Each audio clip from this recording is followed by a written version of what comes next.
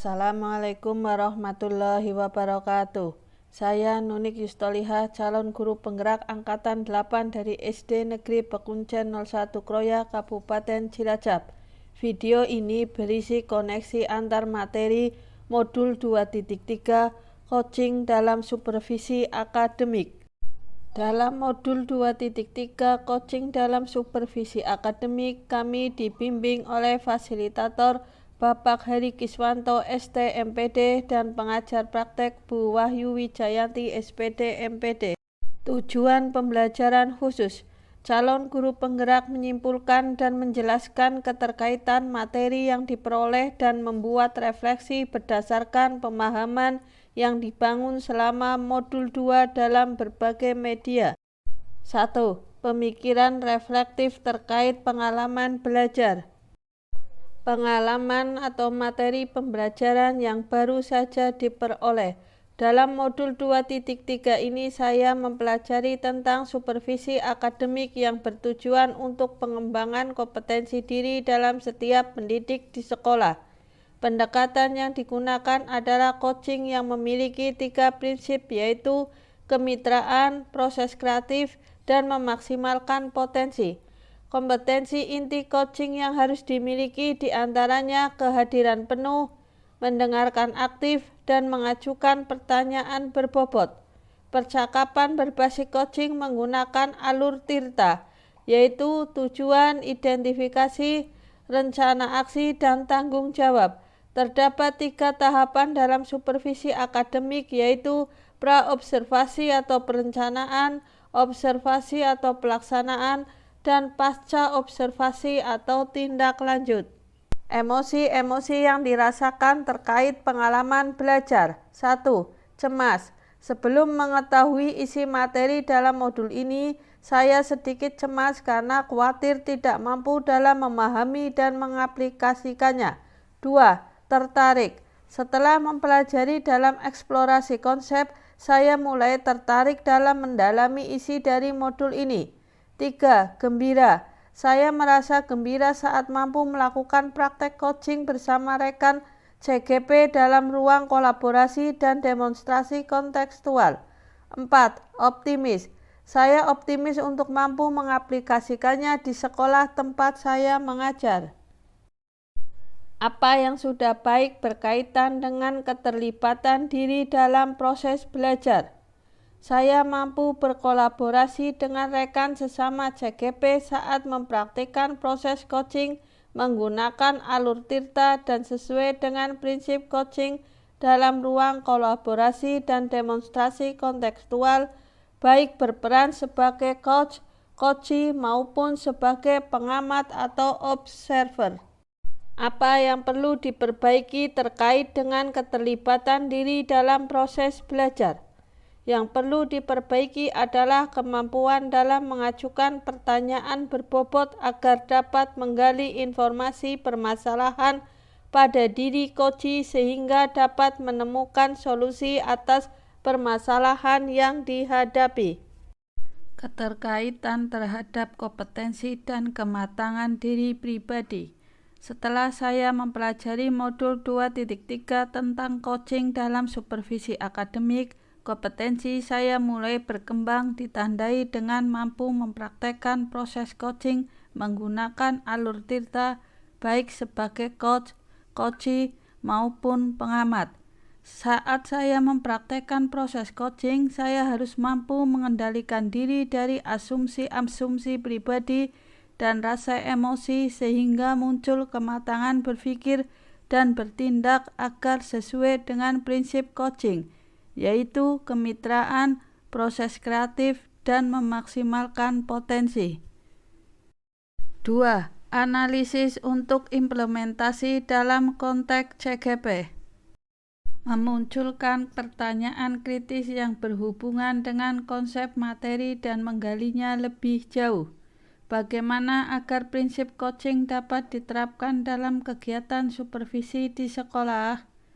Prinsip coaching dapat diterapkan jika kepala sekolah memiliki pengetahuan tentang coaching dalam supervisi akademik dan mampu mengaplikasikannya.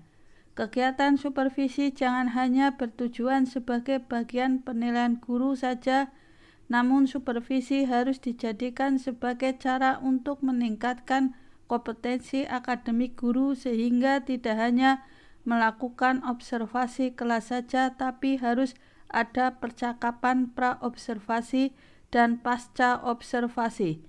Dalam percakapan pra-observasi, kepala sekolah harus mendiskusikan perencanaan yang akan dilakukan oleh guru.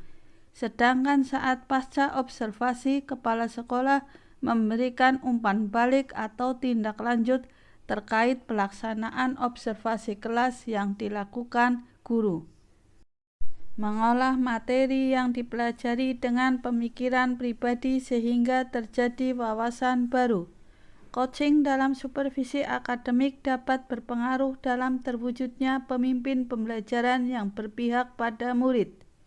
Pembelajaran yang berpihak pada murid adalah hal yang sangat penting untuk diterapkan dalam lingkungan sekolah.